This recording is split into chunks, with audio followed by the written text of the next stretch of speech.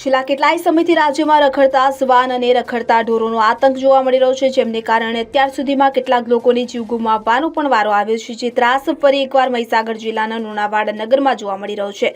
મહીસાગર જિલ્લાના લુણાવાડા નગરમાં ગણપતિ મંદિર ચોકમાં વહેલી સવારે એક વૃદ્ધને આખલાએ ઉછાળીને ફેંકી દીધા હોવાનું સામે આવ્યું છે. આ અંગે મળતી માહિતી અનુસાર ગણપતિ મંદિર બાદ લુણાવાડાના રાયફલ ચોકમાંથી વૃદ્ધ પસાર થઈ રહ્યા હતા. તે દરમિયાન રખડતા ઢોરો તેમજ શિંગડા વડે ઉછાળીને ફેંકી દીધા હતા. જે બાદ રખડતા ઢોરોએ વાહનો અને લગ્ન મંડપને નુકસાન પહોંચાડ્યું હતું, જેથી રખડતા ઢોરોને લઈ નગરમાં હાલ ભયની સાથે કુંભકર્ણની ઊંઘતા તંત્ર સામે પણ રોષ જોવા મળી રહ્યો છે.